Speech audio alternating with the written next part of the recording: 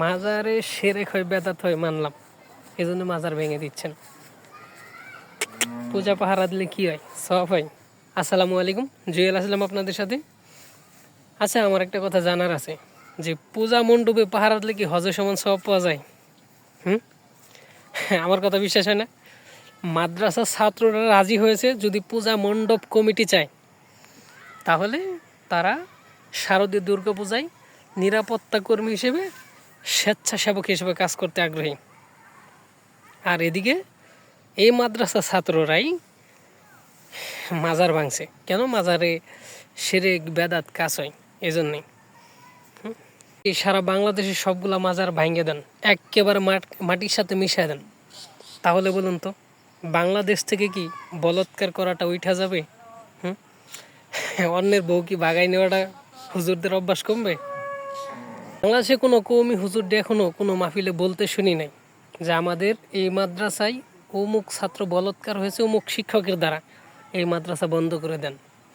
আমাদের অমুক হুজুর অমুক ছাত্রীকে বাইর করে পালাই নিয়ে গেছে গা, মাদ্রাসা বন্ধ করে দেন।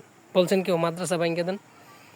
মাজারে শিরক বেদাত হয় এটা দেখলেন, মাজার জিয়ারত হয় এটা দেখলেন না? কোনো কওমি আলেম এ পর্যন্ত বলে নাই অমুক মাজারে জিয়ারত হয়। বলছে মাজার পূজা হয়। আরে ভাই, মাজার পূজার টেক লাগাইতেছেন আপনারা নিজেরাই, তো এখন পূজা করার জন্য আগায় গেতেছেন। যদি মণ্ডপ কমিটি পারমিশন দেয় তাহলে আপনারা পূজা মণ্ডপে স্বেচ্ছাসেবক হিসেবে কাজ করবেন।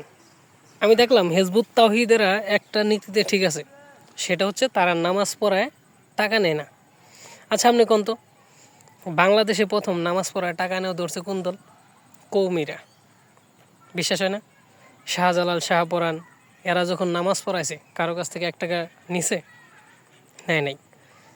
কৌমিরা দেওবন থেকে লেখাপড়া করে আসছে, এখন ভাত খাইতে হবে, অন্য কোনো কাজ করে না। এজন্যই তারা টাকা নেওয়া মসজিদে ইমামতি শুরু করছে। কোরআনের আয়াত বিক্রি করে, ইসলাম বিক্রি করে, ধর্ম বিক্রি করে খাইতেছে। আরে ভাই, আপনি যদি টাকা না নিয়ে নামাজ পড়ান তাতে কি আপনার দিন চলবে না? আপনার তো রিজিকের মালিক আল্লাহ, তাই না?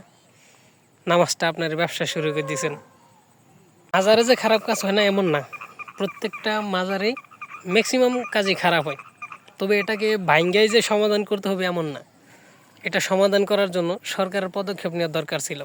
দেখেন, আমার এলাকায় যদি কেউ গাঞ্জা বিক্রি করে তাহলে 2-4 দিনের মধ্যে পুলিশে তার ধরে নিয়ে যায়। তাহলে মাজারে গাঞ্জা বিক্রি হয়, গাঞ্জা খাওয়া হয়, পুলিশে ধরে না কেন? সরকারের অবহেলা, সরকারের পারমিশন আছে। সুতরাং সরকার যদি একটাবার পদক্ষেপ নেয়, এই গাঞ্জা মাজার থেকে উঠে যাবে, বেপরদা উঠে যাবে নারীদের, তাই না? যারা এখন মাজারগুলো ভাঙছে, বুঝলাম এদের ইমানি তাওয়াজ্জু এখন ফিরে আইছে। আচ্ছা, এদের এই 16 বছর ইমানি ব্যক্তিত্ব কই ছিল? এত ইমানদার বান্দা এরা কই ছিল?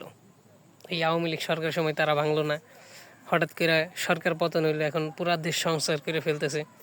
এটা হয়? তবে আমি বলবো সরকারের এই জায়গায় পদক্ষেপ নেওয়া দরকার যে মাজারের যে টাকাগুলো ওঠে এগুলা অসহায় গরিব মানুষদের বা সরকারি কোনো তহবিলের কাজে লাগানো, রাস্তাঘাট পুল নির্মাণের কাজে লাগানো।